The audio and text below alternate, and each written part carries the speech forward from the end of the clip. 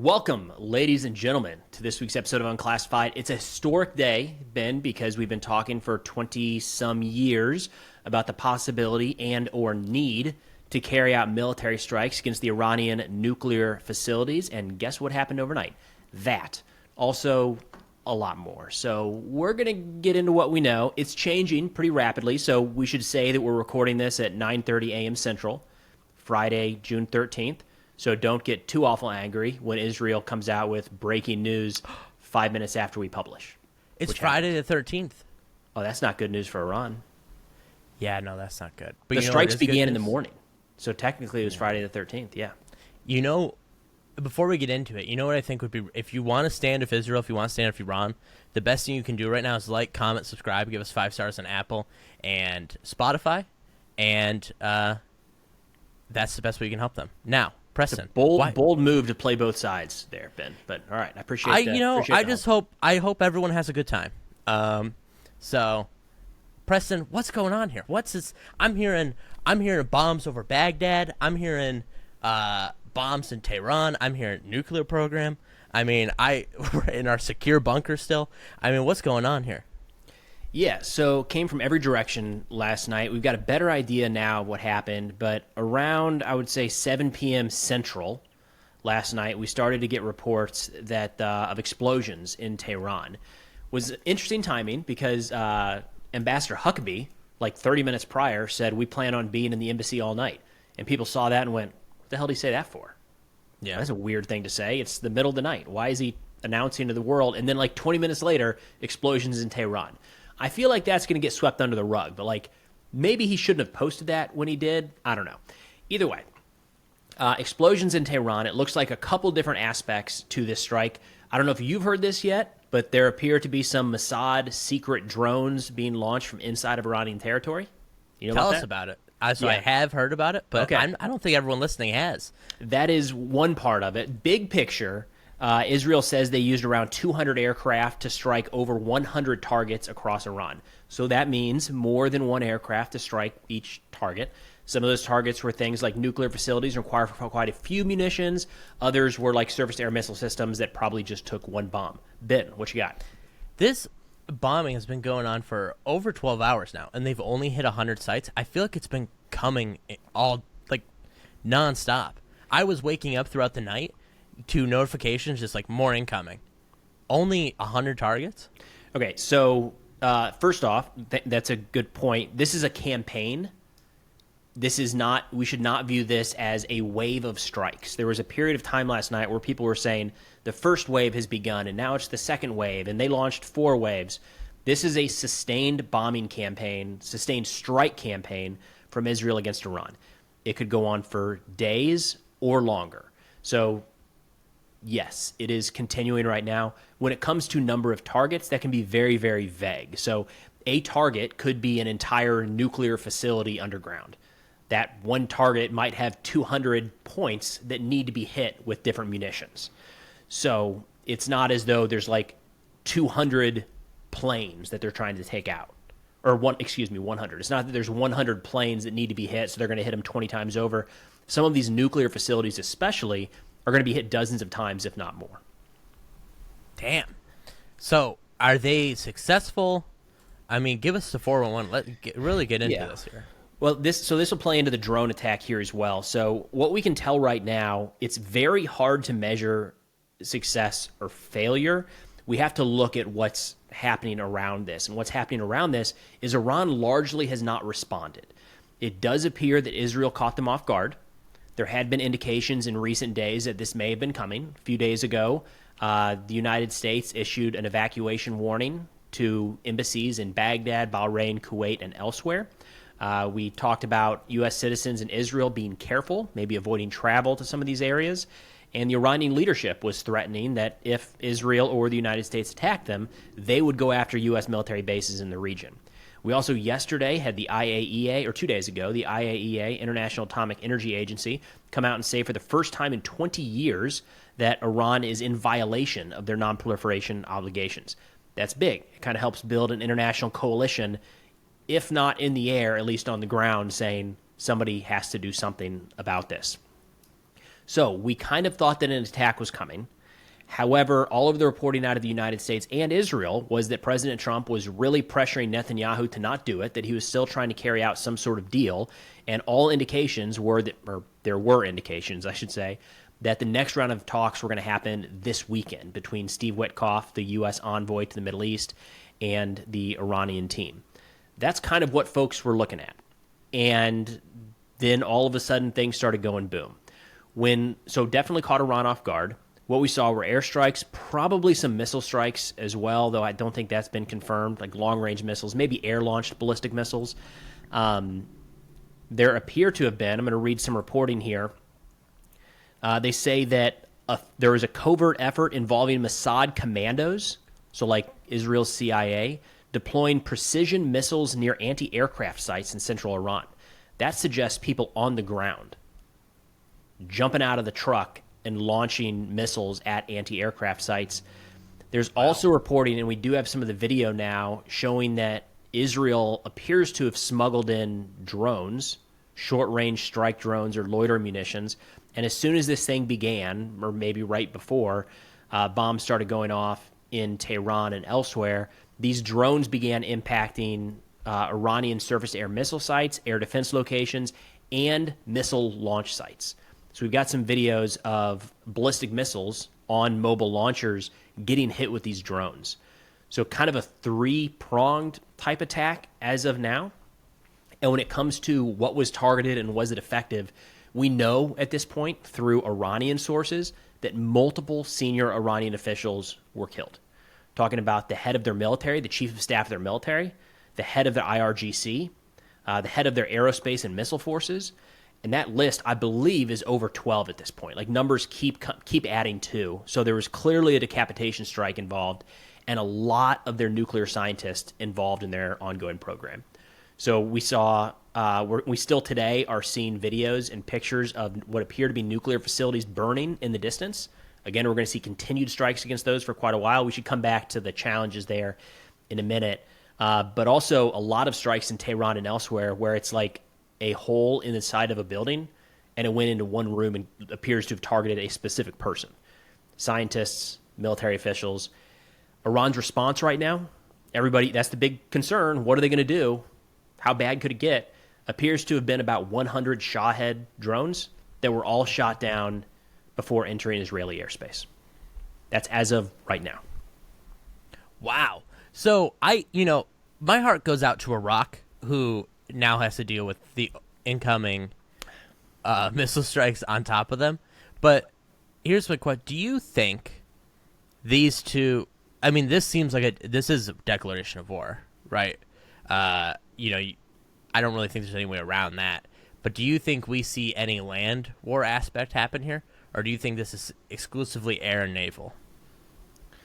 Exclusively air for a while. I don't know. It might be some time before any naval activity would probably be related to the Houthis. We are kind of expecting that they're going to do something to try to support Iran in this aspect, but there's no clear ability for Iran to exert influence over land against Israel in any significant capacity. So, of course, they do have Hezbollah, who my understanding has said they're not at this point set to attack. Also, pretty significantly degraded in recent years. They're north of Israel in Lebanon.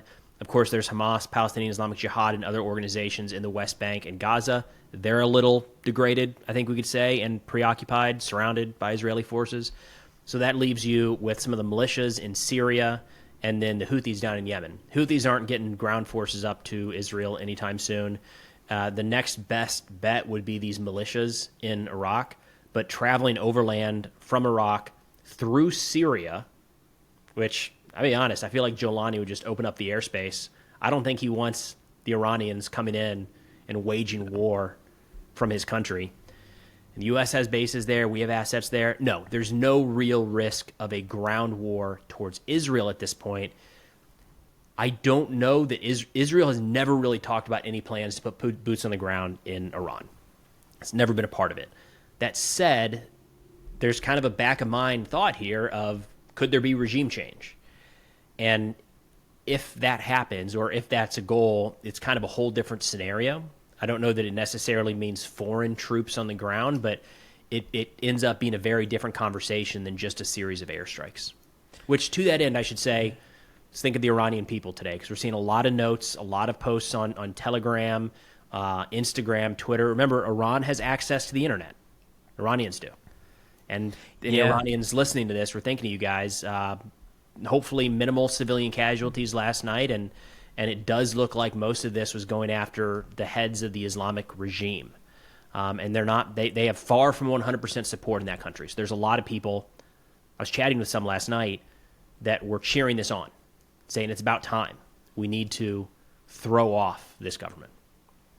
I fully agree. I hope Iranians do claim back. I hope, they have 2 C's. I hope freedom rings from sea to shining sea for Iran. So, but now, I mean, Israel, we'll see. It's got a long path, right? I think it's worth getting into why this happened. We skipped over that a little bit, but I think it's important. Yeah. Israel is saying that Iran was on the verge of developing a nuclear weapon and that the window was closing. So true? They did start to put out some information, some videos and some slides kind of showing their evidence here. But a couple of key statements here from Netanyahu. He said, in recent months, Iran has taken steps in the field of armaments that it has never done before. This is a weapon that could threaten our very existence. We struck at the heart of their program. And then the chief of staff of the Israeli military said, we began this operation because the time has come. We are at a point of no return. We cannot afford to wait for another time to operate. Recent and past events have taught us that when the enemy is attempting to destroy us, we must not turn a blind eye. As such, and you'll like this one, Ben, we need to fight for our existence. Freedom is given to those willing to fight for it. Ooh, that's a good line. That is a good line. There you go. So it sounds like Iran was getting very, very close to a nuclear weapon. Israel decided that's enough. No more messing around. Go in. And again, I feel like we're going to get lost in this, but it's been over 20 years since we've been talking about the possibility of military action to remove this nuclear program. Yeah, my entire life, Iran's always been a month away from a nuclear weapon. And maybe that's just because Persians are perfectionists or what, but so that's very interesting. I know earlier in the day, the IAEA ruled they were in non-compliance, but interestingly, U.S. intelligence told the Washington Post yesterday as well that it's their belief that Iran is not making a nuclear weapon or desires to create one. What is the disconnect there where U.S. intelligence says no, but United Nations and Israel say yes? I'm getting increasingly nervous about the possible politicalization of some of those assessments. The U.S. assessment within the DNI has, and I'm not saying that as a recent thing, right, as in like right now, but going back a little while here. So the intelligence community has long assessed, since like at least 2007, I think, that the Iranian nuclear regime, the nuclear weapons program, has not been restarted. So they are not working towards a nuclear weapon. Israeli, German, Austrian, and there's a U.S. military organization, I think Stratcom, oversees our nuclear weapons. All of them have made different assessments saying Iran is, in fact, working on a nuclear weapon. So it's not normal that we have that conflicting of information. I don't know necessarily which one is, I mean, let's get boots on the ground, right? And now Iran has definitely been enriching. I'm sorry, let me back that up. Let's get somebody on the ground in Iran to show us what they've been building, not let's get boots on the ground. Yeah. I do not want that at all. All right, chill out, John Bolton. That's a good clip, yeah. Anyways, they've definitely been enriching uranium above and beyond what is needed for civilian purposes. There's no question about that. That has been verified by international agencies, well above what is needed. So, does that constitute moving towards a nuclear weapon? Maybe some people view that as enough. There's a lot of other aspects here as well. I should note that a couple days ago, Iran also said that they successfully tested their first 2-ton warhead that they attached to the end of a missile. There was no video footage of this, no independent confirmation, but that is the weight of a warhead that could be used to carry a nuclear device. So all of this is kind of coming together.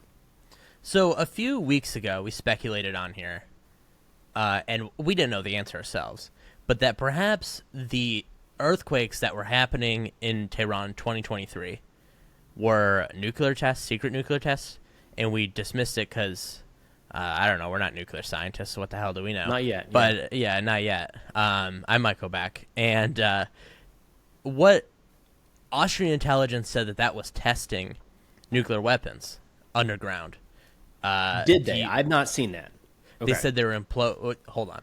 They were implosion tests. I don't know if that's also a nuclear test, but that was under the Austrian intelligence that they are creating a bomb and that the earthquakes that were happening were an aspect of that testing, kind of. Yeah, we're an aspect of that testing. I don't know where implosion testing ranks when it comes to nuclear bombs. I've only seen Oppenheimer once, and they didn't really go over it. So that's fair. Yeah, there's long been speculation. I follow a couple people online that are adamant that Iran has had nuclear weapons for some time, and one of the things people point to are those kind of constant earthquakes in certain areas of the country, specifically around some of their nuclear sites. I don't have any indications or suggestions that they do or they don't, that they do. Everything that I've seen is they don't have those capabilities right now. Probably longer until they get them at this point, if they do. But that's a big question right now: is do they? So one of the challenges here, and an interesting way to look at this is there's a spectrum of challenges in striking and eliminating a nuclear program. So let's say that me, Preston Stewart, is building his nuclear program, and I'm just getting started today, so all of my notes are on this one sheet of paper. If you drop a bomb in my house and destroy me and this piece of paper, that's the end of my nuclear program. That's it. One bomb, one place. End of story. Over the years, more and more people have been involved in this program. And are you laughing at dropping bombs on my house? No, I'm laughing at. I just looked up fault lines in Iran because I was like, is there even a fault line? They have a record of all the earthquakes Iran has. Usually they have maybe 2 a year, 1 every other year. In 2022 and 2023, there looks like there maybe 20 earthquakes all of a sudden. That's crazy. Why did nobody look at this? COVID, maybe? Maybe you're right. Wow. Fallout from COVID. So the challenge we're seeing here, and this is going to get at the effects of today's strikes, is over the years, not only has Iran made progress in their nuclear program, but they've brought more people in, they have learned more, they have advanced their technology, and they have started to distribute some of these locations across the country. So it's no longer Preston sitting in his office with a couple notes about making a nuclear weapon. It's now an entire industry, in a sense, across Iran. So if you just destroy one centrifuge or one enrichment facility, that doesn't do it. Also, if you destroy it, how quickly can Iran build that back up? And this time around, do they mess around or do they go straight to a bomb? So what we've seen in recent days is speculation that Iran has started to spread out some of their facilities and start to create enrichment facilities in other areas of the country, which means the striking and destruction of this entire program from the air is going to be a significant effort, which is one of the reasons you're seeing the continuation of strikes today. I should mention, the United States has been adamant that we are not involved in these operations. Secretary Rubio came out and said, we knew that it was getting ready to happen. American forces are not involved. Ben. Does that count? Didn't Trump take credit for it? I don't know. Did he? That'd be interesting because Rubio is the one. Why don't you look that up? I'll talk about the challenges of the. Do you want me to read it? Yeah. So the reason we're going to continue to see strikes against some of these facilities is the U.S. was not involved, according to Secretary Rubio. Maybe Ben will prove us wrong here in a second, or maybe Trump will prove us wrong. What do you got?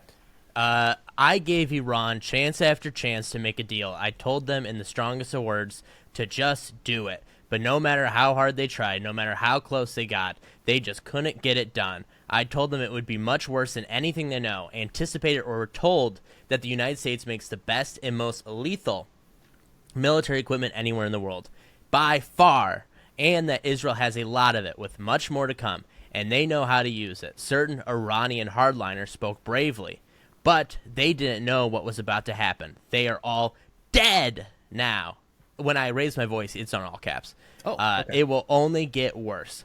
There was already There has already been great death and destruction, but there is still time to make this slaughter with the next already planned attacks being even more brutal come to an end. Iran must make a deal before there is nothing left and save what was once known as the Iranian Empire. No more death, no more destruction. Just do it before it is too late. God bless you all. So maybe not directly taking responsibility, but certainly kind of suggesting. Oh, and here's the follow-up. 2 months ago, I gave Iran a 60-day ultimatum to make a deal. They should have done it. Today is day 61. I told them what to do, but they just couldn't get there. Now they have perhaps a second chance. It's not really taking responsibility as much as just saying, like, I could only hold Israel back for 60 days or something. I don't know. Israel, in their statements. Yeah, I have no idea. Here's Rubio's statement last night as soon as this kicked off. He said, tonight Israel took unilateral action against Iran. We are not involved in strikes against Iran, and our top priority is protecting American forces in the region. Israel advised us that they believed this action was necessary for its self-defense. Like, over the top, we did not do this. So, we'll see. I would not be shocked if politicians anywhere in the world want the best of all scenarios. So we are not responsible. We had nothing to do with this. So do not attack us back, but also this is because of us. Which is kind of how Iran's viewing it right now, for what it's worth. Yeah. So depending on the channels you look at in Iran, some of them are, we are a part of this, like it or not. So some of these channels are viewing this as, it's Israel. These were Israeli strikes. Let's go back and hit Israel directly. This is 1v1. A lot of others are saying this is the Zionist world machine with the backing of the American empire. And it's not just... We see this a lot around the world, quite frankly, where anytime a country that's an ally of the United States carries something out, we saw this with Russia in the spiderweb operation a couple weeks ago, there's always going to be a lot of people that say, well, they could not have done it unless the United States gave the go-ahead, or at least didn't disapprove. And whether or not that's true, that's a narrative that tends to stick.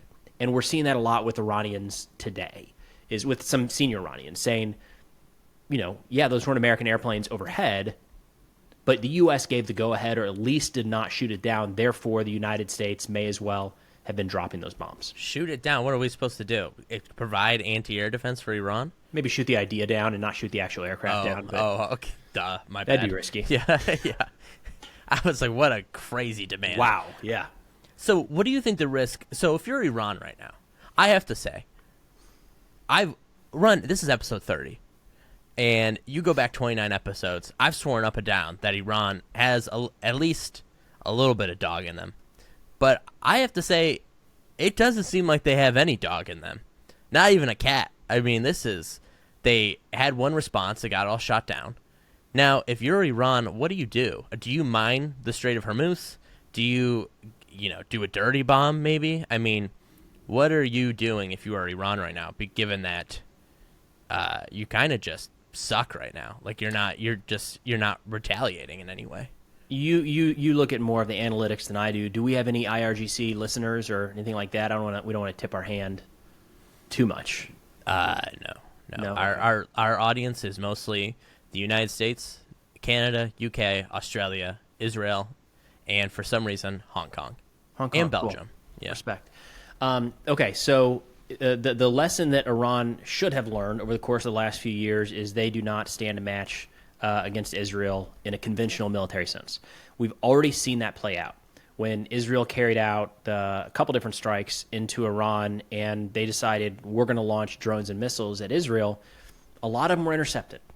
And Israel, in response, pretty clearly showed that they were able to penetrate Iranian air defense and strike sensitive targets in the country. But that's not really a surprise. Like, nobody has ever thought, this is one of the reasons the nuclear question is so significant, is if you go conventional force against conventional force, Israel wipes the floor with Iran pretty quickly, especially if the United States starts to get involved on Israel's behalf, which, entirely possible that we would. Iran's advantage, and the reason they've been able to wield power across the Middle East like they have, is their unconventional methods of fighting war, their shadow wars, their proxy networks, and their terrorism, and their support of terrorist organizations throughout the Middle East. That is their advantage. That is what we struggle with to fight back against as the United States military. It's what Israel is struggling to fight back against right now as we speak. That is Hamas. That is the Houthis. That is Hezbollah. Those are very difficult to deal with. That's been Iran's power. The challenge for Iran right now is a lot of those capabilities have been pretty significantly beat down in recent months. Hezbollah is not who they were 3 years ago. The Houthis, well, middle of the road, because they have more capabilities than they did a few years ago, probably less of them and fewer leadership now. So that's the Iranian advantage. I would be, if they try to respond in a conventional sense, I think it's going to go poorly for Iran, because they do have a lot of missiles, they do have a lot of drones, but that above board in the open fight is a losing proposition for the Iranian regime. Also, it just puts on display. Like, again, we go back to the international reasoning right here. We just saw the IAEA say Iran is in noncompliance. They're moving towards a nuclear weapon. And Israel says this is a preemptive strike because we cannot allow them to get those. There's going to be more international justification showing up for this than, honestly, a lot of other preemptive strikes we've seen in recent years. So unconventional, I would expect, but the teeth aren't really there with the Houthis, Hezbollah, or others. You might see some cyber attacks attempted and or just straight up terrorism. I don't know that I'd throw a dirty bomb in there quite yet. That's more of a tactic. But I don't think it'd be crazy to see maybe Israeli or American interests across the Middle East attacked, because they're going to be softer targets. It would be easier to set off some sort of explosive charge against an American consulate somewhere in the Middle East than it would landing a missile in Tel Aviv. Do you think this... Well, this is getting into a rabbit hole, but I'll ask it anyways. Do you think, as you said, terrorism, do you think this is a reignition, potentially, of the global war on terror? No. No, because this is a fight that Israel's been in for a long time. So it's really just kind of the next phase of that, if you will. I'm not convinced the United States is Trump, to me, feels very dovish. I think he talks, hear me out, I think he talks a big talk, but genuinely does not want new conflicts. I don't know that he's very good at getting there. But I think given the option, he would choose to not start a war than to start a war. So I don't know in a case like this that it's going to lead to any increased American military action or intervention, or like we're in the process of drawing down forces from Syria. An argument could be made that Iran is now going to try to surge forces in there to rebuild some of their militia capabilities. I could see the United States completely leaving the area. That is a good point. I wonder if they're, because Joe Lonnie is now a friend, and so I wonder if they let him go. But also, I mean, you have Turkey there. Does Turkey tolerate an Iranian presence? I mean, we haven't even gotten to the regional dynamics. I mean, we're just talking about Israel and the United States and Iran. But what do you think? What do you think the Gulf states are thinking right now? Turkey, Syria, Azerbaijan, Armenia, Pakistan, India, Afghanistan. What do you think everyone's thinking here? By and large, with the Gulf, they're in a challenging spot with anything Israel-Iran related, because most of them are not interested in Iran having a nuclear weapon and becoming some sort of regional power like that. But they also can't, for the life of them, support Israel in any way, shape, or form. That would not go over well domestically. So we are starting to see a few condemnations from some of these Gulf states against Israel, saying this was an unnecessary attack. Unprovoked attack is terminology being used. But at the same time, there are indications that a couple countries may have shot down Iranian munitions as they're crossing through their airspace. So I feel like we're going to see something similar to what we've seen with Israel and Hamas, where they kind of talk out of both sides of their mouth. Yeah. I think that's what we're going to see. That makes sense to me.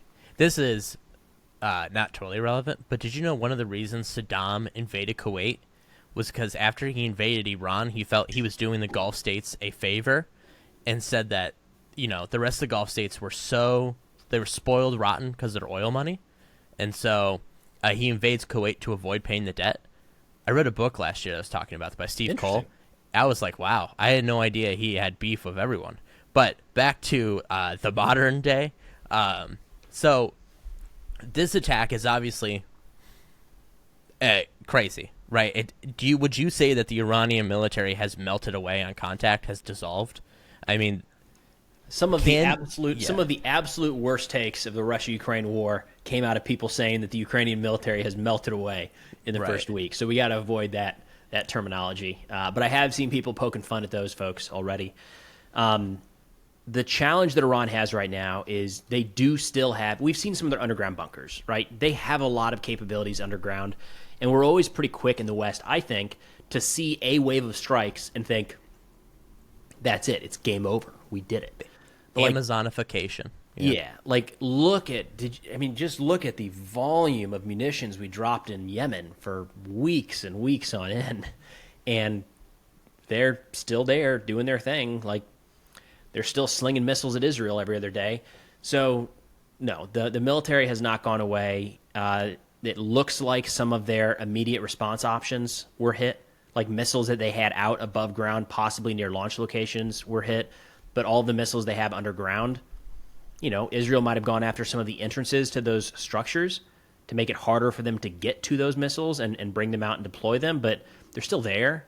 A handful of senior leadership killed, no doubt, important ones. What's the next guy do?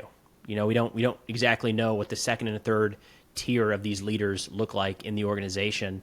And I should also mention that I think a lot of folks are going to look at the lack of Iranian response so far as evidence that they have collapsed. But if you look back to the last couple times they've carried out attacks against Israel, it takes a while to put this together. I mean, even Russia, right? After those airfields were hit, they started talking a big game. They have their full military deployed on the front lines, and it took like 72 hours before they carried out their first response. It just takes a minute to come up with the appropriate targets, move those assets into position, make sure they're fueled, make sure the right people are there, input all the data, it just takes a little bit of time to do that. And when you start knocking off leadership figures, it's a factor that adds to it. Now all of a sudden you've got a couple bunkers you can't access. You can't use this certain type of missile from this certain launch point. It just adds time to the response and makes it probably less compelling. But I'd be hesitant right now to make any sweeping generalizations of the Iranian military, what remains, and what capabilities they still have. Interesting. Yeah, how are they hitting? So I watched Top Gun Maverick, and so I know a thing or two about conducting an operation on a country totally not named Iran. Yeah. Also, I know that Iran's nuclear facilities are underground, or some of them are supposedly underground. I was under the impression Israel does not have a bunker buster or bunker busters that can hit these. How are they doing this? They do have bunker busters. They don't have the same types that we have in the United States. Oh, okay. It's generally believed that they don't have the capabilities to carry the size of warhead needed with those to be able to really destroy those bunkers. That said, it would take multiple strikes from the U.S. bunker busters. What do you got, Ben? How are the bunker busters fired? I assume, are they pushed out of the back of a C-130? Like the MOBs? B-2 bombers can carry them. And don't we sell these everywhere? Are we just not selling them to Israel, or is Israel just not buying them? Or I don't know the details on that. I know Israel doesn't have B-2 bombers, for instance. That would be one. Yeah. I don't know. I don't know what the capacity is, weight capacity for the Israeli aircraft. Like if they have the right type of aircraft to be able to deliver that type of munition. But like an F-35 could not carry something needed to do that. And a lot of the strikes we saw last night appear to have been F-35s. But even the United States dropping bunker busters, there's no guarantee, because a bunker buster, what it's designed to do is penetrate some degree of concrete or soil before it detonates, as opposed to detonating on the surface. That's not unlimited. So if you have a bunker that's 5 feet underground, that bunker buster might go into the middle of that bunker before detonating. But if it's under 15 feet of steel, it's not going to. So, when you look at these bunkers, they built them under mountains, inside of mountains, kind of underground through there. So depending on where they're hit and with what type of munition, it's going to be entirely different results, which is one of the reasons why you're going to see just a continued bombardment over the next couple days. Israel's going to be hitting this thing left, right, and center, and they're going to be trying to collapse everything they can to make it We shouldn't be expecting like some big explosion and the entire nuclear facility goes up. But if it's underground and you collapse enough of it, you make it useless. I think that's probably what Israel's going for. It's going to require a lot of bombs to get there.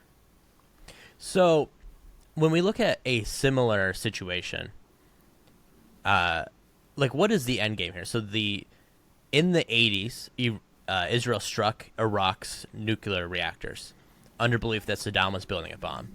And they kind of get lucky enough that Saddam was not smart and invaded Kuwait, and the United States pushes them back and no-fly zone for a while, and the UN has supervision and everything.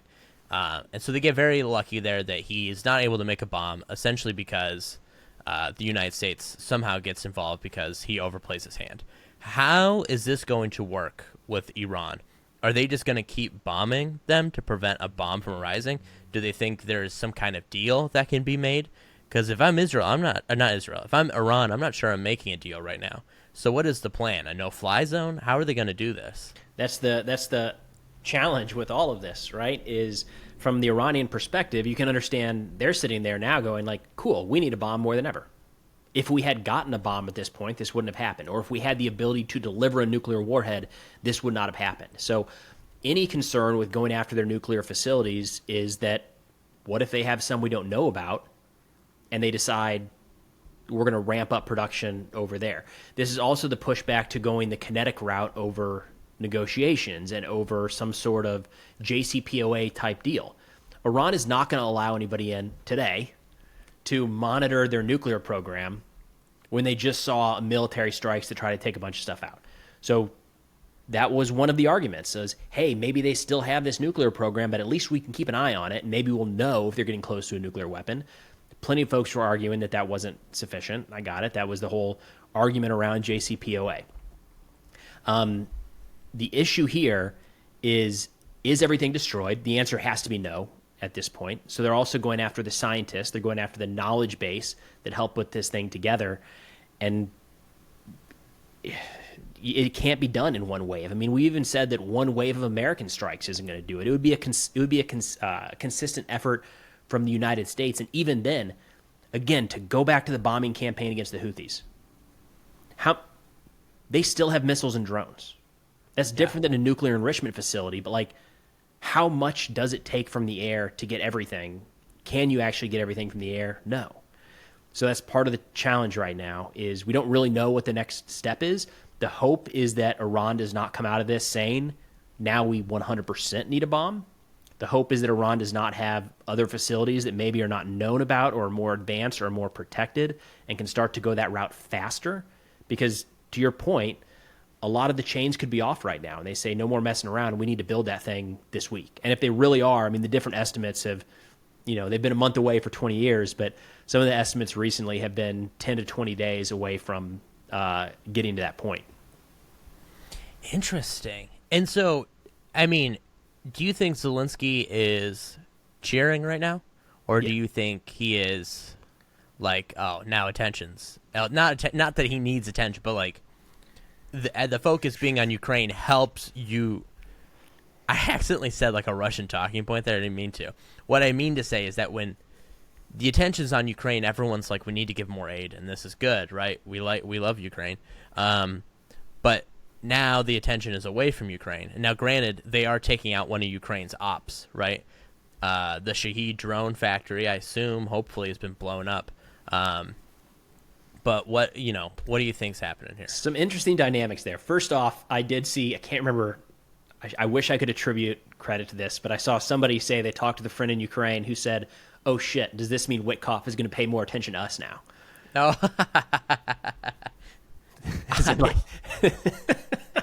As in like the chief negotiator has not been good for Ukraine. They want him distracted with Iran.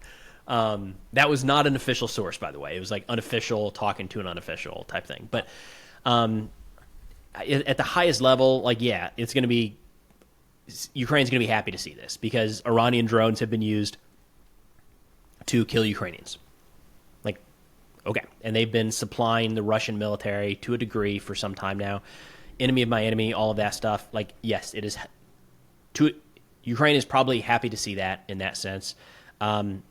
I'm very interested to find out if there's any coordination between the SBU and Mossad, given that we have these two kind of secret drone operations carried out.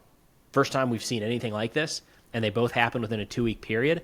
There's no indications that those groups, I'm not aware that those groups have coordinated all that much in the past. Wouldn't be shocking if they had.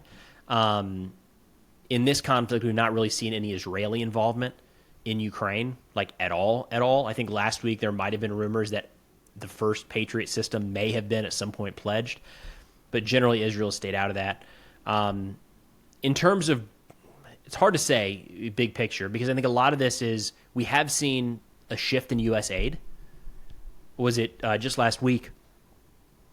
The U.S. reallocated surface-air rockets that are used to shoot down Shahed drones from Ukraine. They were set to go to Ukraine, and we sent them to the Middle East in anticipation of something like this. So if the U.S. has the possibility of getting drawn into a conflict, that's going to be bad news for Ukraine, because we're going to be prioritizing our troops, rightfully so, that are in harm's way or about to be in harm's way.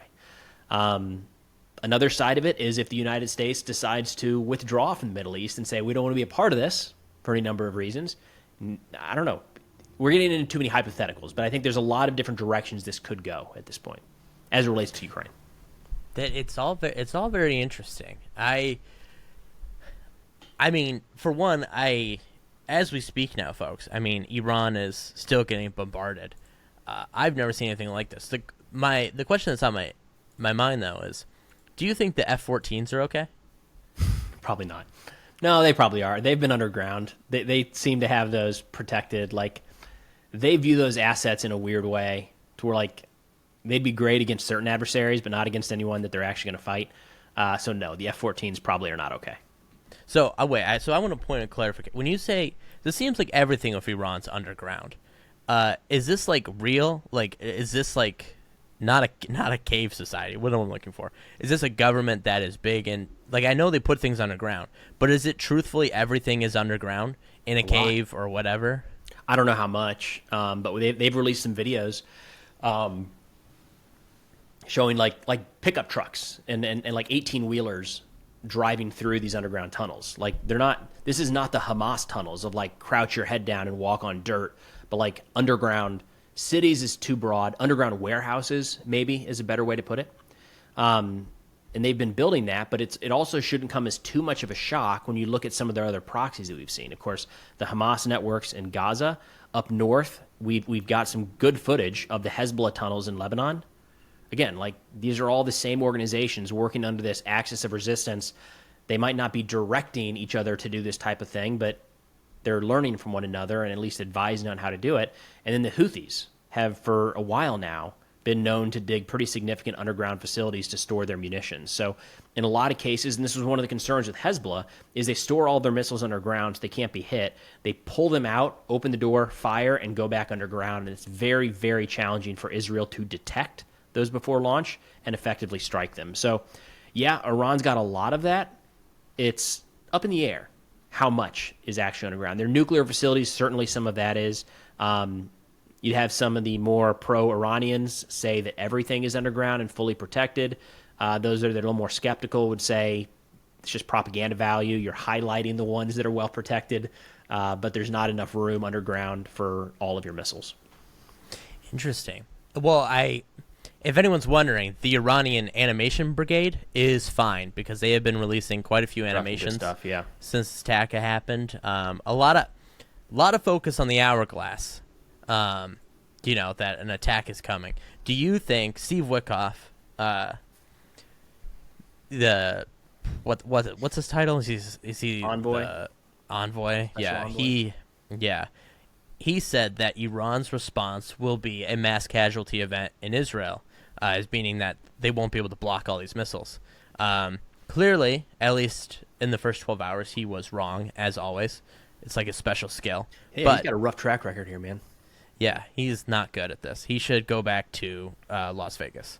And do you think that is coming? Or do you think, like, that perhaps the Iranian attack is going to be less than we think?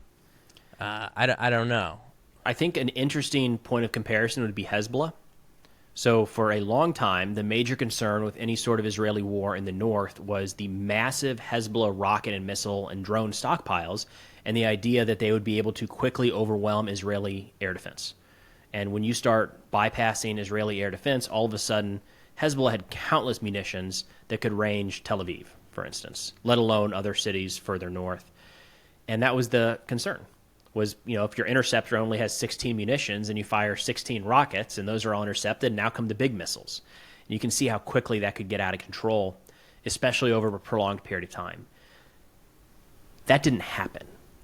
So for any number of reasons, Israel did take a lot of precautionary measures. They struck a lot of launch sites, a lot of radar locations, key personnel were taken out, communications networks. Israel did the legwork ahead of their significant operations against Hezbollah. Think of when some of the senior leaders were taken out, Hezbollah responded with like a handful of rockets and drones, but nothing that was like raining down terror on Tel Aviv, like people expected, because Israel had kind of set the stage to limit their abilities to do that. If that hadn't happened, I would say yes, Iran is like this graphic that they've just released, going to rain down hellfire, hundreds of missiles, thousands of drones breaking Israel apart.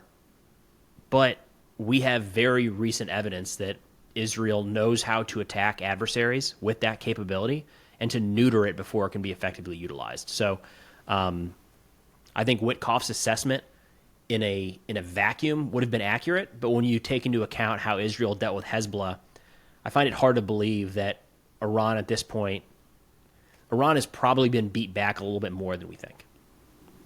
Interesting. Yeah. Wow. So, a total. It really feels like this is either going to be like nothing ever happens, like in the sense that like no change happens, yeah, or this is like the beginning of a new Middle East, with completely different dynamics. What do you think? Give me. It is now July 25th. What does the world look like right now? What does Iran look like? What does Israel look like? It's too early, man. There's like the first rounds are still flying. Too early? You're not going to give me a hot take? I'm not doing that. All right. I'm not doing all that. right. At least let the dust settle a little bit, right? There's still cleanup crews in Tehran. So I think it's too early to know. But as of right now, and we're always quick to point this out, sometimes to our detriment, but Iran does not look as dangerous as they like to present themselves. That in itself can be dangerous because they might try to prove that wrong. They're not immune to this. They know that the entire world just saw some of their leadership taken out, their nuclear facilities hit. They know that they don't look strong right now. They know that 100 drones launched at Israel, all intercepted, doesn't look good. So what do they do with that? That has to be a little bit concerning. Yeah, I mean, you have to go. If you're Iran, you have to go all out. Right. I mean, there's no use in holding back now.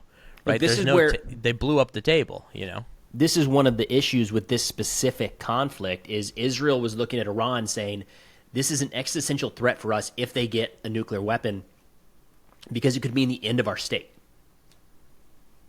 Iran, looking around the Middle East and other countries around the world, are looking at the nuclear weapon saying, if we don't get the nuclear weapon at some point, we might not have a state.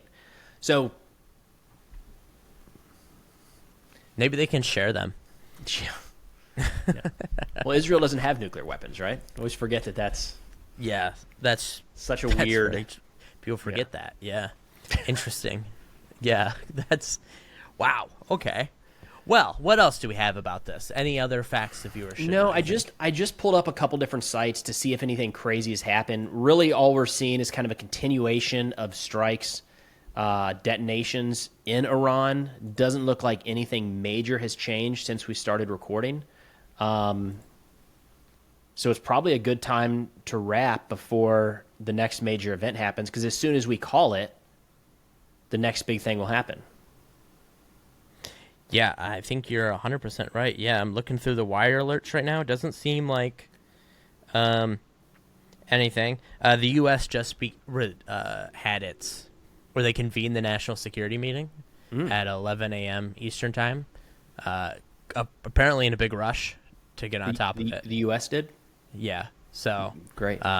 yeah, interesting. All right, well, we will go to part 2 now, folks. We talk about the United States of America. All right, and now we will get into the domestic situation in the United States, which is going really well. I want to say we talked the other day, and this was going to be the entire episode.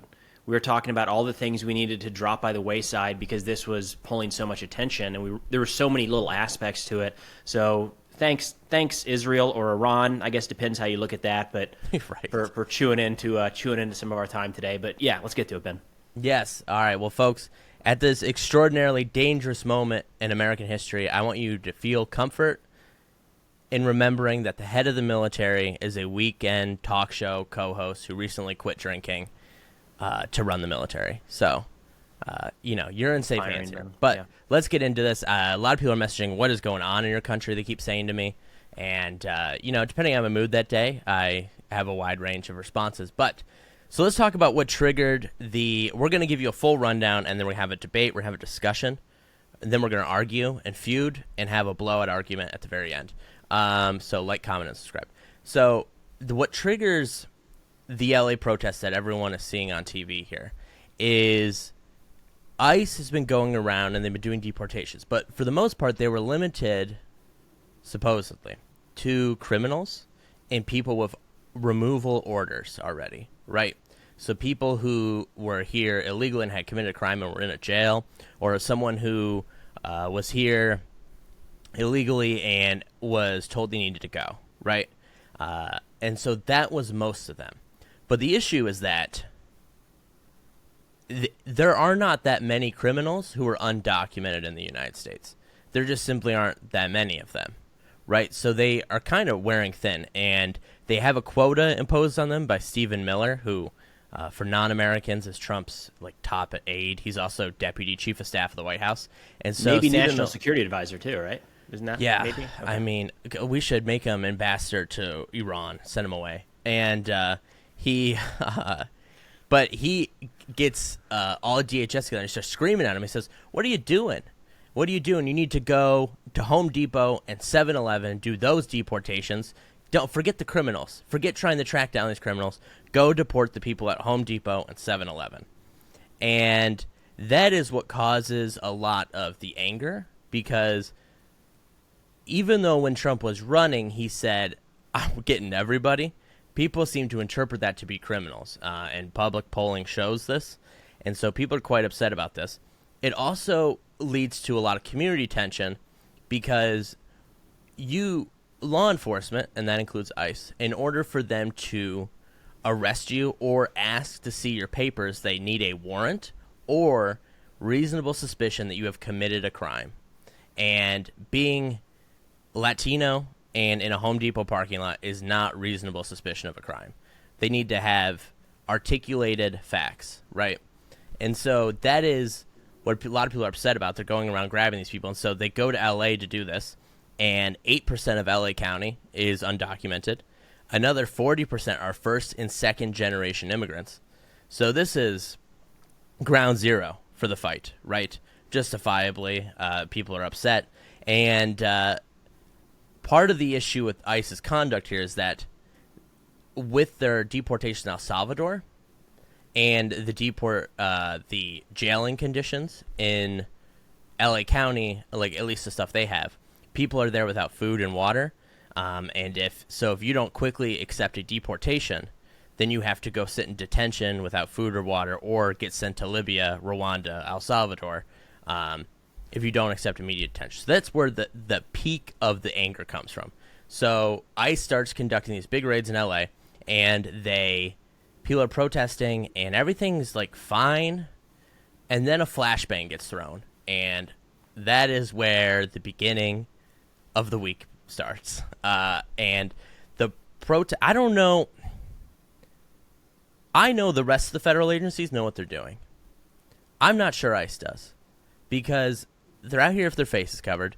They're, antagonizing peaceful protests initially, and it just creates more people come out. They don't get intimidated. Americans don't get intimidated. More people come out, right? And so that creates these clashes that go on all of Friday, all of Saturday, and at which point then, I should say the clashes are quite small. I'd say they're limited to 500 people, and compared to what we see on Sunday, the burning cars and everything, they're really quite tame.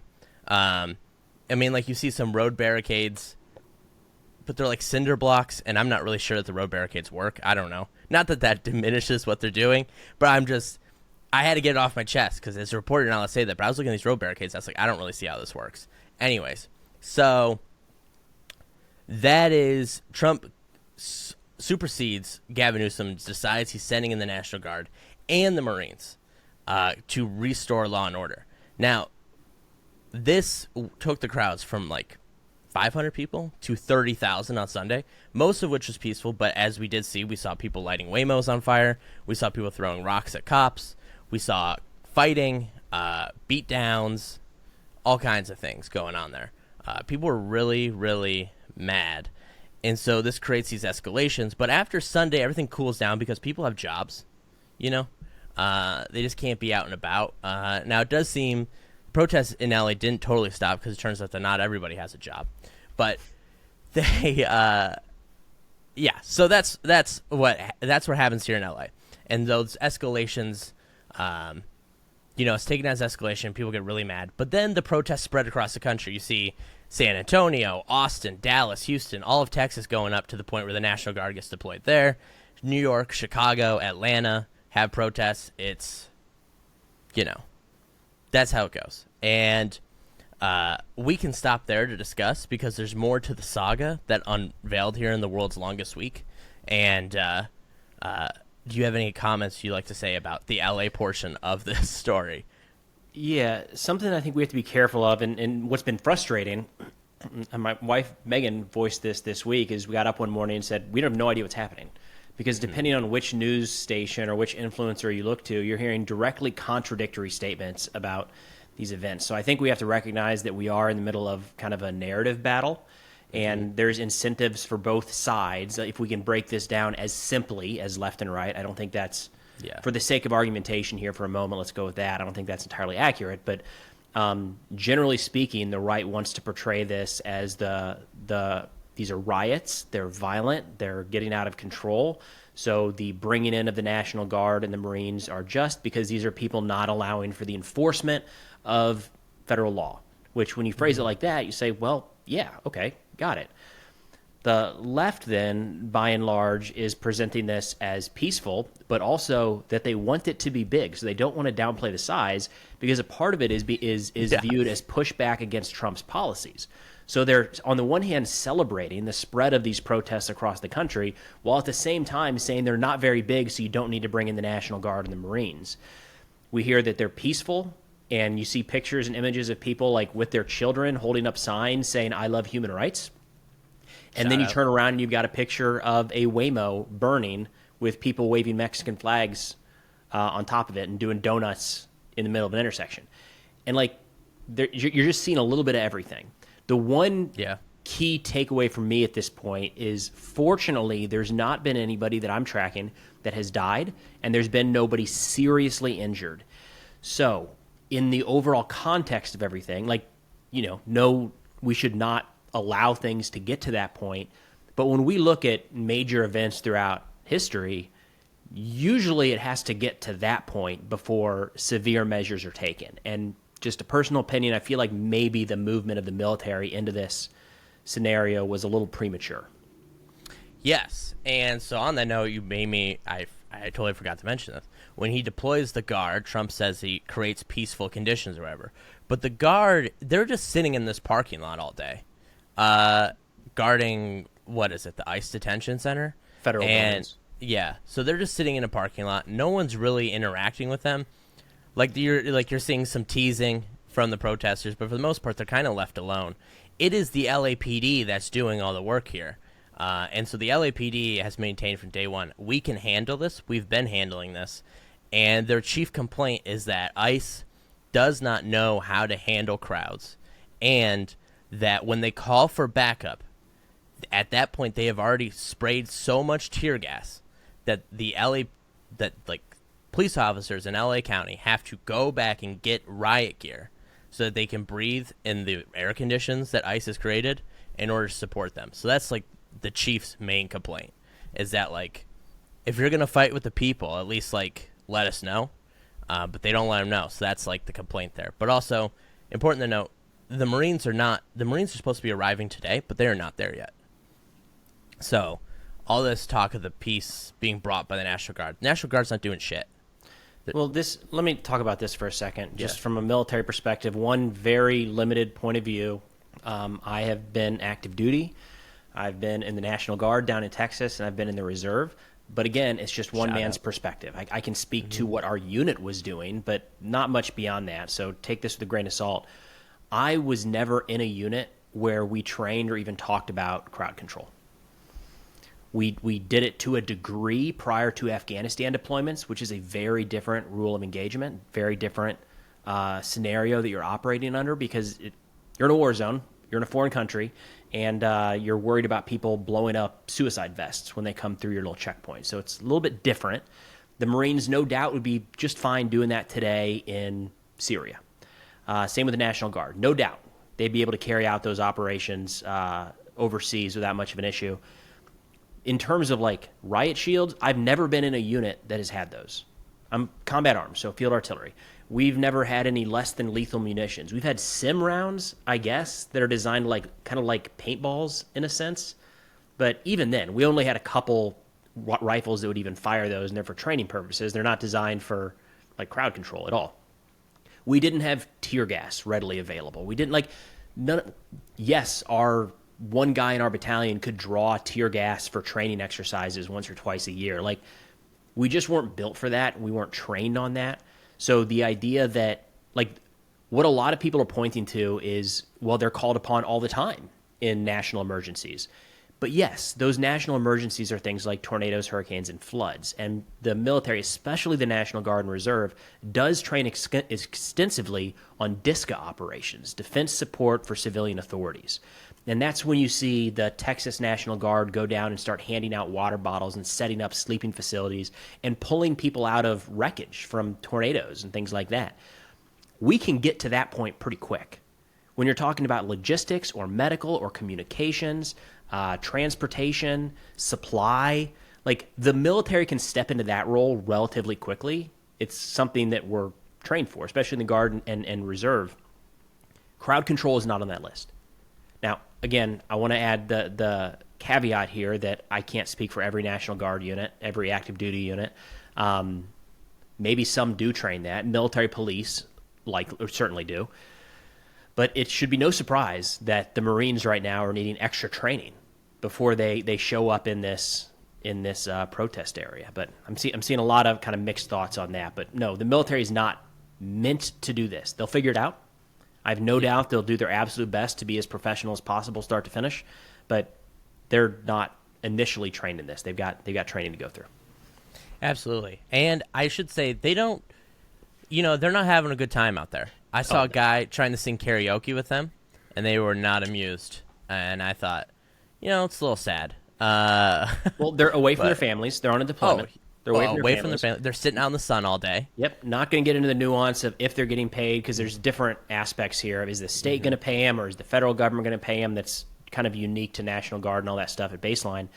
So it's not clear if the frustrations are just the normal issue of National Guard going federal, or if there's something more than that. It's not really worth spending time on right now. But they're also being politicized. Yes. In every direction. So that sucks. There's very few people that are in the world that want to be politicized against their will. And you have to imagine that, look, the military is pretty diverse when it comes to ideological beliefs. It's a segment of our population. So whatever we want to call the conservative versus liberal, Republican versus Democrat breakdown, it's generally close to 50% across the country and has been for a while. It's pretty safe to assume that's the military, because the military is just a snapshot of our country. So whichever direction people are painting these folks in, you have to know that a good chunk of them do not share those same views and are stuck. So that sucks. Yep. I feel bad for them. Absolutely.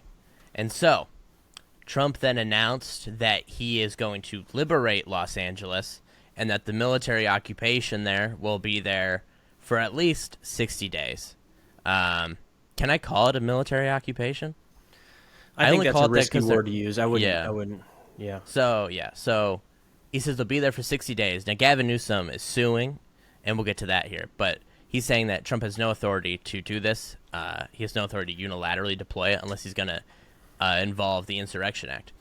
But upon doing this, they decided, I guess, quite deliberately, the New York Times reporting that they want more of this. And so they deployed ICE's aggressive tactics around the nation. And you're creating even more protests in like B and C tier cities. I don't mean that as a jab, but I mean like a B and your A tier cities are your biggest cities, right? And then it goes down from there.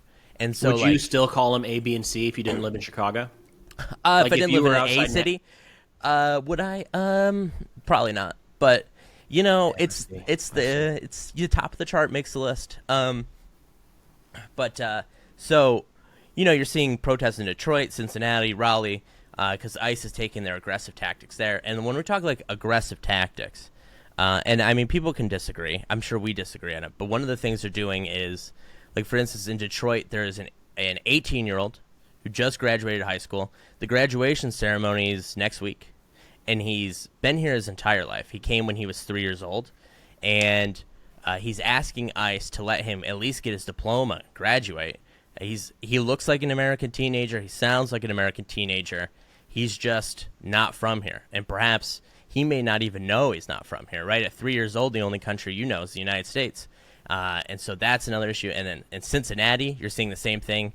Kid's been here his entire life, just graduated from high school, doing the routine Dreamer ICE check-ins that they have to do, which is, you know, following the rules. They have a legal status, and ICE says, come by, I think every 3 months, and we'll check to make sure you're doing everything right, you're in compliance, and you're good to go. But then they're grabbing them.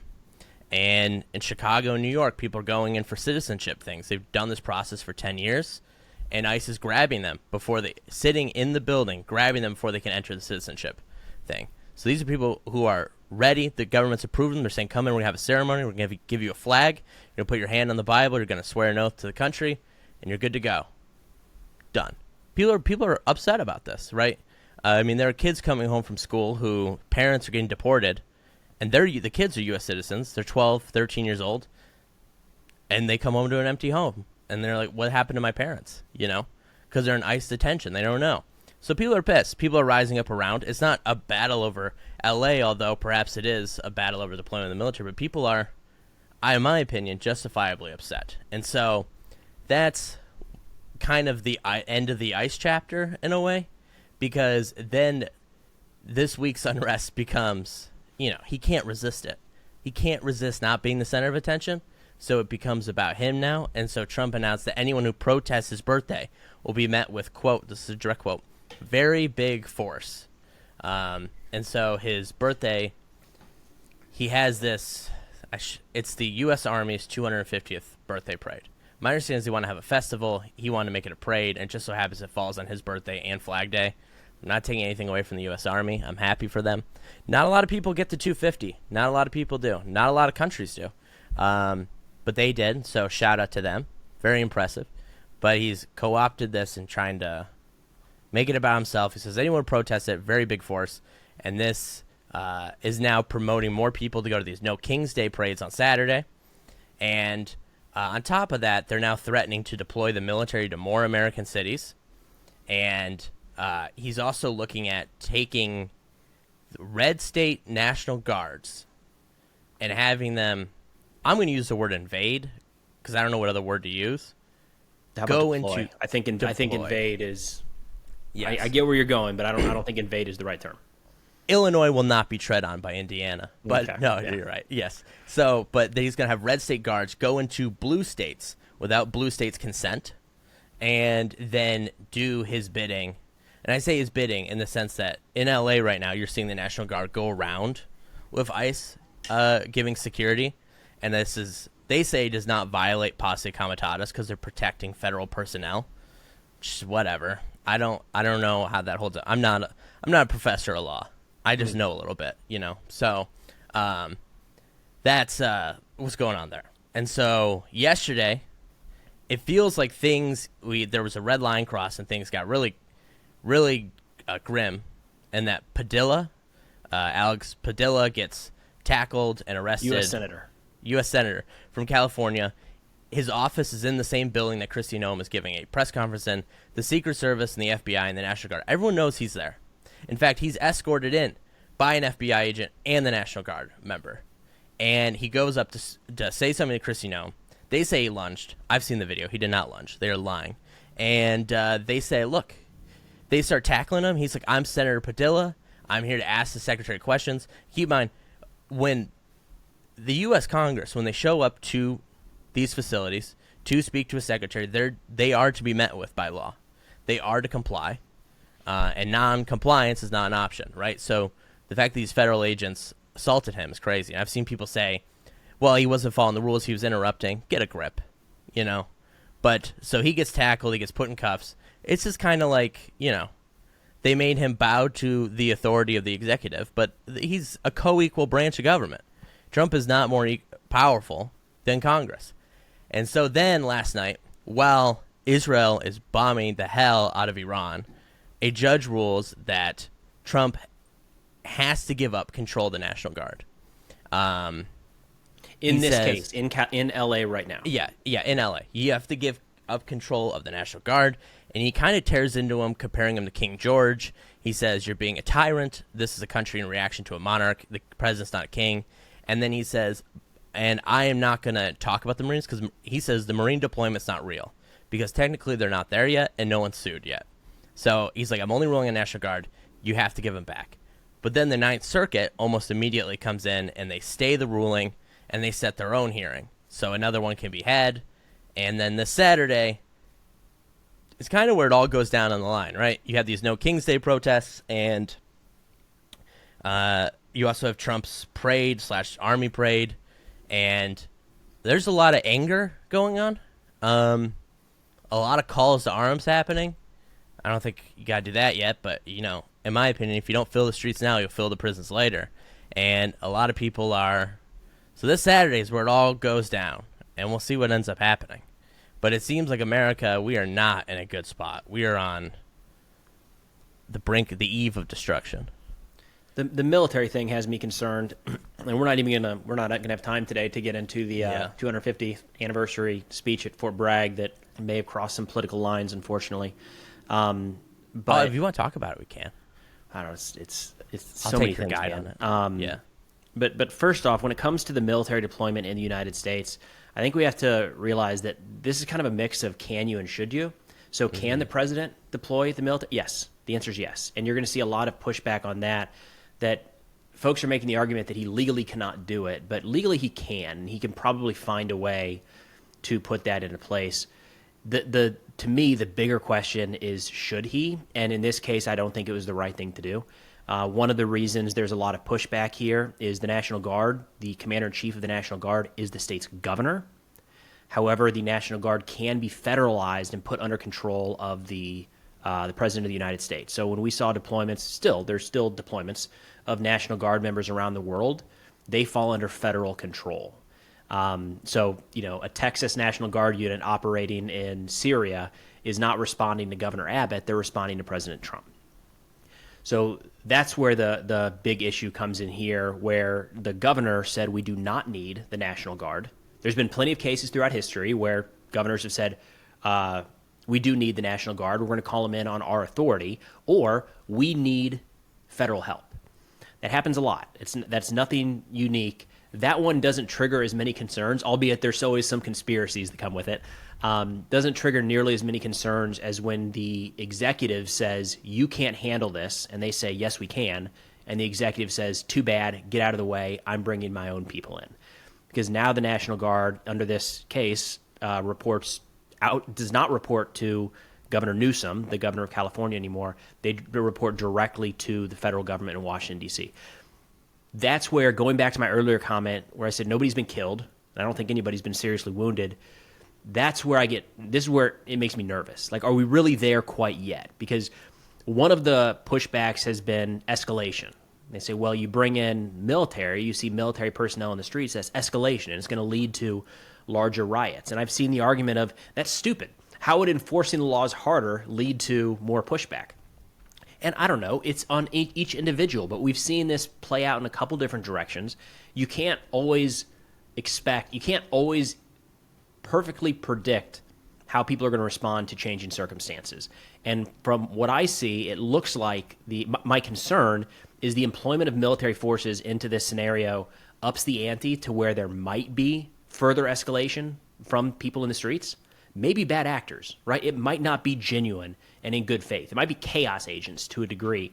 But then all of a sudden, you have an issue of military personnel getting hurt, military equipment getting destroyed, the military coming under attack. And that spirals us into a whole different direction, a whole different narrative. And I don't think we are there yet in LA. I got it. The burning cars are bad. Don't want to see that. Let's find a way to put that to a stop. But when we're talking about the possibility of spiraling into, like you said, the possible deployment of National Guard troops to multiple cities around the country to kind of crack down and make sure this is under control, I just feel like we're a long ways from needing to have that conversation, and it was forced in that direction. Oh, without a doubt. I think it's being forced on us, and I do think they're trying to suppress peaceful protests, right? The complete overreaction in L.A., but go further. I mean, Chicago, we're not having riots. New York City, we're not having riots. Raleigh, Pittsburgh, Indianapolis, Eugene, we're not having riots. And there are no cars burning. There are no fighting. Yet you're going to send them here? I'm of the belief that it does draw out a larger force. I think Americans find the idea of military on the streets to be inherently offensive. And I think there was an interesting poll from YouGov this week, came out yesterday, that said 48% of Americans agree that the National Guard should be deployed to American cities to subdue rioting. But 60% of people disagreed with Trump's decision to deploy the National Guard to L.A. That, to me, says maybe Americans like it in principle, but now that they're seeing it, they do not. And I think, yeah, go ahead. I think that's the immigration debate writ large, too, what we're seeing, where it's like, big picture, do you want illegal immigrants, especially those that are violent offenders, to be deported? And the number of the approvals through the roof, right? Yeah. But then all of a sudden you see it in practice, and it's not exactly that. All of a sudden it's the family next door that's lived there for 17 years, and your kids have gone to school all through elementary school, and like you carpool, and all of a sudden finding out that dad is getting hauled away after holding a stable job for 2 decades. It's like, well, that's not what I meant. I didn't like that. They're good people. And I think that's what we're seeing a lot of is, in theory, I like it, but the way that it's playing out, I do not like. And whether it's, okay, I actually don't like these policies now, or I just don't like this specific aspect, maybe is yet to be seen. But I think that is a big part of it. Absolutely. And I think it's becoming the showdown over the First Amendment. Trump saying, coming after peaceful protests, Caroline Leavitt declining to say if Trump supports peaceful protests or will protect them. And then you have this whole, he's saying protesters can't wear masks anymore. No, I'm not. I don't know if wearing a mask to a protest is good or bad, but here's what I do know. I do know that's your First Amendment right to wear a mask. And also, if the federal government has such a fucking problem with it, sorry, pardon my French, folks, if they have such a problem with it, then maybe ICE should take off their masks, put back on their name tag, and put on their badges. And I should know, it's not just ICE. The federal agents that are assisting them, the FBI, the rest of DHS, the DEA, the ATF, people who know better, are also taking off their badges and covering their faces and removing the name tag. So if they care so much about seeing everyone's face, they should take off theirs first. And I hear this argument, their families are getting doxxed. Can you believe that families are getting doxxed? Their kids are being harassed. Law enforcement all across this nation has their faces uncovered. And it is already a crime to harass, threaten federal agents and their families. What makes ICE so special? What makes them so special? It comes with the job. You're a public servant, right? And I would also argue that your mask is making everyone a whole lot more interested in who you are. You take off the mask, no one cares. Yet we have to pretend that there are God's special angels. Get a grip. I'm tired of this Gestapo force. Take off the mask, and I'll leave you alone. But until then, ICE ain't no friend of mine. No General Winters friend of mine. Sorry, that was really forceful. The masks are bad. That there's no good way. When I see that in other countries, I think of secret police disappearing people because historically that's what it's been. Police without name tags and not showing their face, and you don't know who they are, where they're coming from. You just know that it's a bad day for whoever they're coming to get. I hate that there's any even close resemblance to that in the United States. And I think that's the kind of thing we should be avoiding. And if the concern is that by showing their names and faces, there's doxing there, I think we don't need to go down the rabbit hole of how do we prevent how do we prevent this person from being doxed? Maybe go up the ladder a little bit and figure out why are people interested in doxing these folks right now? Like, what is the thing that's happening? Maybe there's more of a core issue here. If our law enforcement are truly at risk, like they say, I think maybe we need to dig a little deeper into understanding why that is. Absolutely, and they keep releasing these statements, being appalled at people comparing him to the Stasi, the Gestapo. But wearing the mask, like in a lot of ways, yeah. It's like a pedophile wearing brown tinted sunglasses to the community pool. If anything, the sunglasses make you look more like a pedophile, right? If you don't want to be called secret police, take off the face mask, and it is just appalling. And the worst part about this, there's no accountability, because as we saw, I don't know if you saw this, I don't know if viewers saw this, in L.A., a man was turning right into an intersection. He may have had a warrant. I don't know. It may have been one of these dragnets they're doing again. But two ICE cars collide into him and trap him, and they begin firing pepper balls at the car. There's a kid in the back seat. His wife's there. She says they're all U.S. citizens. I don't know if that's true. But they crash in this car. They take the guy, and then they leave. And they leave the car in the middle of the intersection. And the LAPD is investigating it as assault with a deadly weapon and a hit and run, because not only did they flee the scene, they didn't even leave a note. They just told this wife and their kid, "You're good to go," is what they said. I'm sorry. And then give me some suspects' names. Oh, you can't get one because their faces are covered and there are no badges or name tags and they don't respond to Freedom of Information Act requests? This is ridiculous. Absolutely absurd. And I'll tell you what, the polls side with us on this, Preston. The YouGov poll found 70% of Americans believe ICE should have name tags, badges, and their faces removed. Everyone agrees. Cops need to look like cops. Pretty simple. I mean, the other argument here is that and I think we've already started to see this a little bit, although isolated cases, is if cops don't look like cops, then anybody can look like cops. So if it takes is a ski mask and a vest, guess what, man? We can be cops real quick. And then all of a sudden you've got people kidnapping others, maybe committing any number of crimes because the person that they're going after or interacting with thinks that they're the police. And, let's just avoid that at all costs. I don't see why we would even offer that as a possibility. So, either way. Absolutely. Yeah, and you're right. There have been. In Philly, you had a robbery. There have been kidnappings here in Illinois. There have been kidnappings in Pennsylvania. I mean, this is crazy. And my own grandfather, who, no offense to him, he's all about law and order, says he just doesn't get it. He just says he is comparing that. He doesn't know the word for it, but he's comparing them to the secret police in Germany.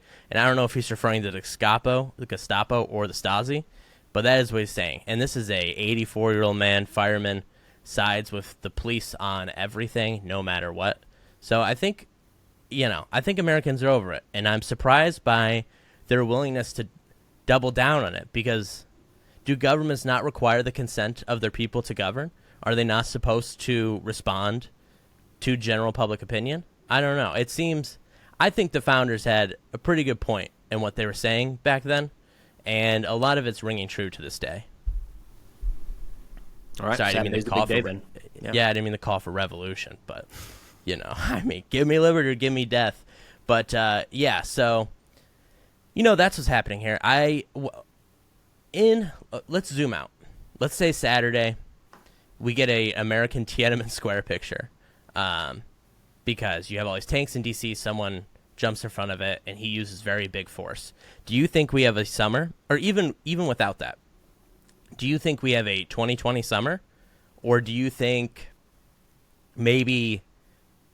this comes and goes throughout the summer, and we don't see a big climax, but rather a lot of clashes, smaller clashes over time? It does feel like things are building right now, as in maybe folks got the they see others doing it, so like, okay, now I will stand up and do something. I don't know. I don't think we're going to have some sort of Tiananmen Square type issue in D.C., partially because that's not, fortunately today how our military works. Like, if a civilian ran out and laid down in front of a tank, the driver would just, like, stop. Like, there's no question. Yeah. I'm going to keep going and drive over this person or even try to go around them. They would just, hey, can somebody come get this person off the road? They're not concerned about, not being able to go home after not fulfilling that order of running over protesters or whatever. So I don't think that's the big concern. I think it'll be interesting to see if this No Kings protest that's happening on Saturday is the second or third time we've seen big protests like that. And I want there's more and more fuel of things that people want to protest. So my gut says that we'll probably see more of these, but it'd be total speculation if we think it's going to get worse or better at any point. I think if they send the Guard into Chicago or New York, the Guard's already been deployed in Texas, but that's by Greg Abbott. And so that's, I guess, well within his rights. But if Trump federalizes the blue states Guards and sends them in these big cities, I think we get a summer hotter than 2020. I think you look at a 1968 summer. But on that note, there is an interesting legal theory going around where Adam Kinzinger, former representative to the House, also on the Trump blacklist, they are not fans of each other. Yep. He is saying that blue states need to activate their Guards now. And I don't know what you do with them. Maybe you just activate them and then say, go hang out in a field or something. Go shoot guns. I don't know. I don't know what they do when they're activated without a task, at least. And he's saying that if Trump wants to take them, let this be a court battle, get the temporary restraining order, because he's saying that the Second Amendment, the idea of state militias or the right to a well-regulated militia, is the National Guard. And so by Trump activating it or trying to federalize National Guard troops once he federalize it once state governors activate it, that violates the Second Amendment. And I thought that's actually a pretty interesting fight to have. And I'm surprised, as far as I know, no blue states have done that yet.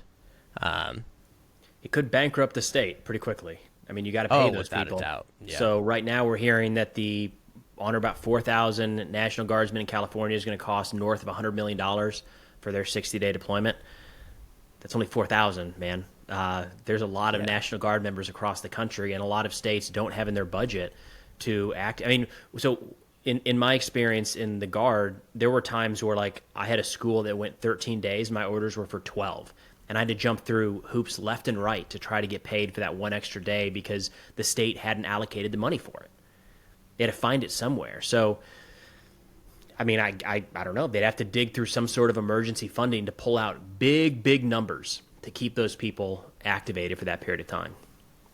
Yeah, so that is a good point. I didn't even think of that. So, yeah, I mean, I don't really know what's going to happen. Whatever happened to the invasion of Canada and Greenland and Panama and Gaza? That got brought up yesterday in some Senate hearings, House hearings, I think. They're pushing back on Secretary Hegseth, but kind of fallen by the wayside. And it feels like if the Israel strikes hadn't happened, again, this entire episode would have been focused on domestic things, because when you're looking around the world and trying to keep up with global events, everything is kind of focused here. Now, not to say that other countries are focused on this. Ukraine clearly has their own things they're focused on above and beyond how many National Guard members are in L.A. But within the U.S. government, we're seeing the DOD talk almost exclusively about these protests. We're seeing the State Department focus on immigration. So a lot of the U.S. foreign policy, national security apparatus is laser focused domestically right now. And domestic threats, I guess, is the way to put it, which is interesting. They're even trying to create this database of us. Have you heard about this Palantir database? A little bit.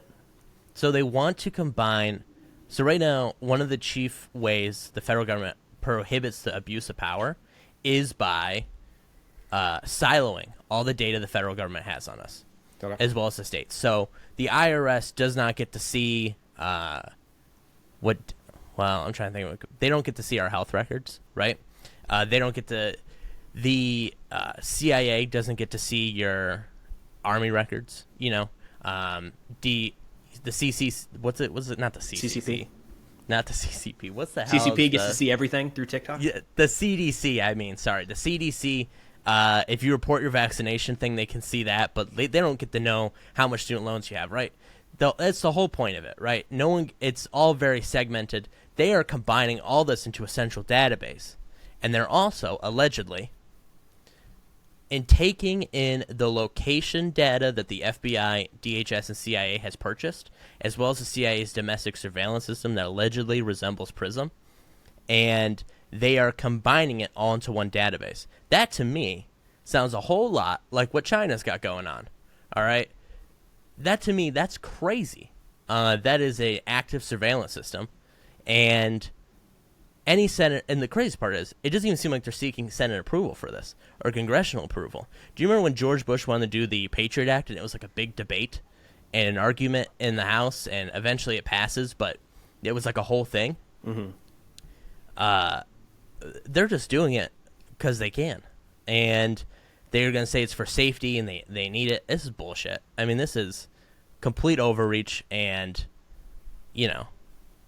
I think if you say good things about Israel and Trump, you get like plus 1,000 social credit points. So, really?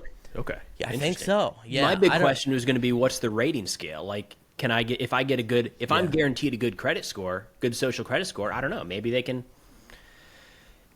have all my data. Well, I think how it goes is, if you have never voted for him, you're automatically down 500 points. And if you've ever said anything mean about him, you're also down 1 billion points. And the only people who are truly there, only people with the best ratings are Kid Rock and Pete Hegseth and the rest of the Fox News crew. So, I don't know. I think we're in a very scary spot right now. And I feel optimistic Saturday people will turn out. But here's the bad thing. I don't want people to think, I fear that the American people turn out Saturday and they think the regime, yeah, it is a regime, that the regime will fall. But it won't. You need to have constant pressure. And we're only 6 months into this. We got a long way to go. And the midterms, we got a long time to go, folks. So you got to keep up the pressure. You got to fight. What did Trump say at the Capitol? You got to fight. If you don't fight, you won't have a country anymore. So his words ring true to this day. So get to the streets, because otherwise, I mean, do you think they'll let us do in the dissenter prison in Alcatraz that he's rebuilding? Do you think they're going to let us do our podcast still there, or do you think no? They're not set up. They don't have any studios. At least last I heard. Yeah. And it's just too echoey. Those old buildings, they're not built. God. Yeah, they're not built for this. Yeah. All right. Well, do you have any other complaints about the U.S. government and the position we're in? Don't like it right now. Don't like that it's we're seeing some. I don't like anything in any scenario where Americans are turning on other Americans to the point of violence or cheering on violence. That makes me very nervous when there's probably got some very close neighbors here. Probably, I know I have some really close friends that have drastically different views on a lot of things. We've managed to never try to hurt each other, and I would be devastated if they were ever hurt. So seeing folks, now it's online, so it's a lot of anonymous and also people just trying to draw clicks, but seeing the folks cheer and kind of celebrate when protesters are beat always makes me nervous, because I feel like that's a slippery slope that we just don't want to play around with. I'd like to see more kind of condemnation of that, like, hey, let's get this back to above board and look out for what's best for our country. But yeah, a little bit crazy right now. I fully agree. Yeah, I think you're right. But I will say, I read this book by Timothy Snyder last year called On Tyranny, or maybe it's called The Rise of Unfreedom, or The Road to Unfreedom. But for people who don't know, Timothy Snyder is a authoritarian fascism researcher, and he wrote these books about the United States and compared it to Russia and Hungary in the situation we're going in. And the one thing he says is that it's very important to have friends on the other side of the aisle, because should the crackdown ever come, they're going to be your best friend, because they'll be able to advocate for you. So, not to get apocalyptic, but it does kind of feel like maybe there's a crackdown coming. So, don't get rid of your friends. Stay with them, because you're gonna when they never forget the Alamo. When the Alamo comes, you're gonna need their guns. So, all right. Anyways, folks, if you like this, give us 5 stars on Spotify, Apple, comment on YouTube, and give us comments. Tell us what you want us to do next. And we hope you like this 2 hour, I think, 2 hour long episode of the pod. And we will see you next week if we still have a country. Who knows?